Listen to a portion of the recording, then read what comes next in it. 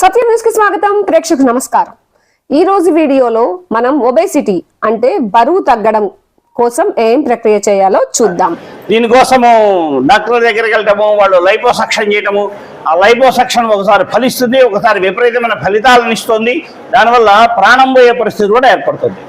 ఈ ఊబకాయన సంబంధించిన ఒక ప్రక్రియ నదపి ఎంజన్ తద అన్నగుంహ భూతానాం జ్యేష్ఠం తస్మాత్ సర్వౌషధముచ్యతే అన్నాత్ సర్వం వైతే నమాప్నువంతి ఏన్నం బ్రహ్మోపాసతే.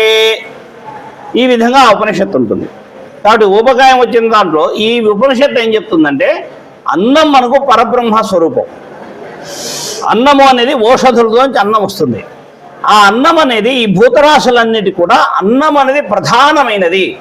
అన్నిటికన్నా మొదటి స్థానం అన్నానికి.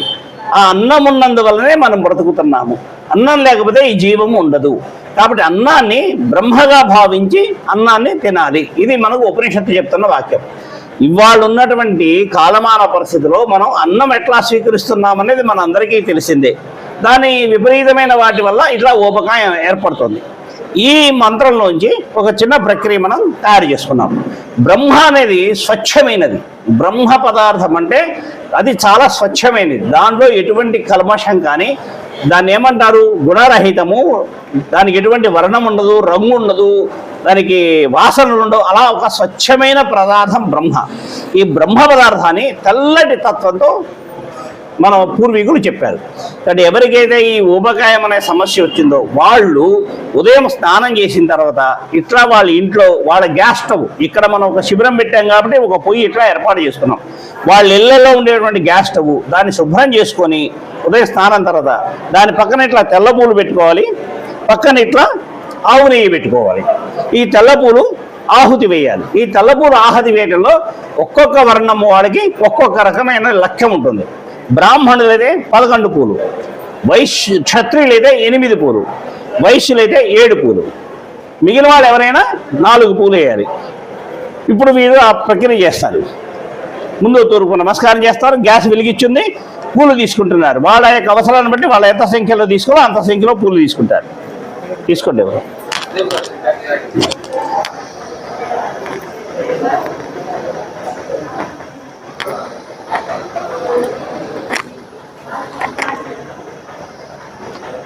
ఇప్పుడు 7 పూలు తీసుకున్నారు. ఈ పూలు ఎప్పుడైనా కూడా సన్నటి పూలు అయితే మంచిది, త్వరగా దగ్ధం అవుతాయి. మందంగా ఉన్న పూలు అయితే, చామంతులు అయితే త్వరగా దగ్ధం కావు. కాబట్టి చిన్న పూలు మనం తీసుకున్నాము. ఆ జ్వాల మీద వేశారు.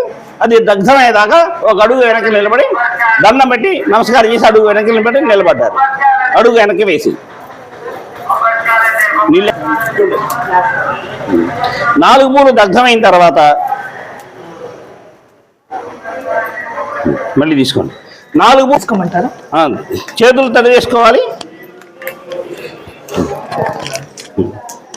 కళ్ళు తుడుచుకోవాలి. తడి చేతులతో కళ్ళు తుడుచుకోవాలి, చెవులు తుడుచుకోవాలి. మళ్ళీ ఇప్పుడు 7 పూలు వేయాలి. వీళ్ళు 7 పూలు చేస్తున్నారు కాబట్టి మొదటి 2 చేసామో అట్లా 7 పూలు.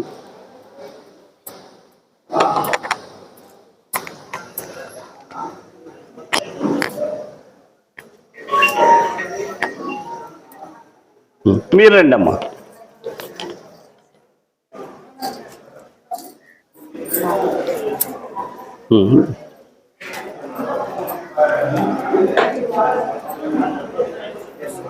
మీరు 4 పూలు తీసుకుంటున్నారు. చేయండి అమ్మా, వేసేయండి, వేయండి, పర్లేదు. ఒక అడుగు వెనక జరిగి నిలబడ్డాం. అవి దగ్ధమయ్యేదాకా నమస్కారం చేసి నిలబడాలి.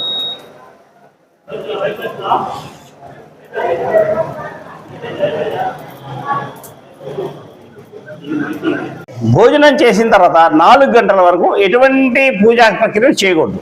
సాయంత్రం చేయాలంటే 4 గంటల తర్వాత మళ్ళీ స్నానం చేసి మళ్ళీ గ్యాస్ స్టవ్ శుభ్రం చేసుకోవడం. మళ్ళీ వాళ్ళ సంఖ్య ప్రకారం 4 అయితే 4, 7 అయితే 7.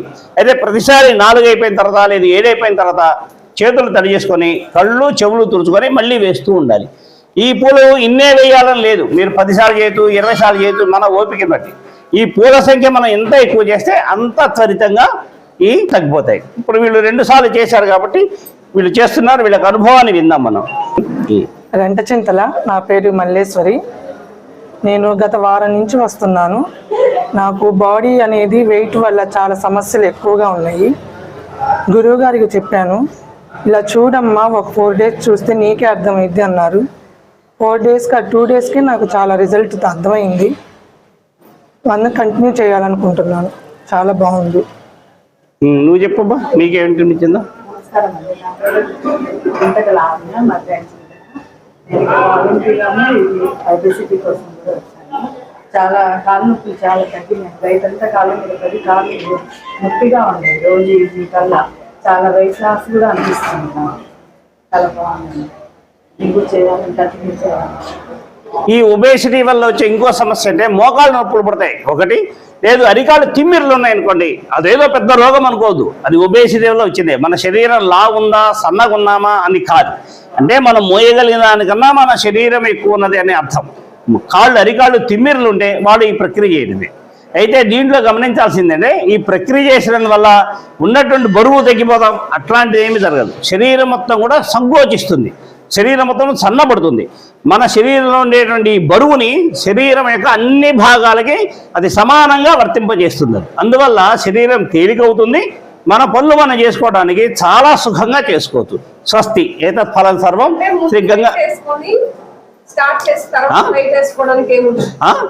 మనం స్టార్ట్ చేసే ముందు వెయిట్ వేసుకుంటున్నాము, ఇది చేసిన తర్వాత బరువు చూస్తాము.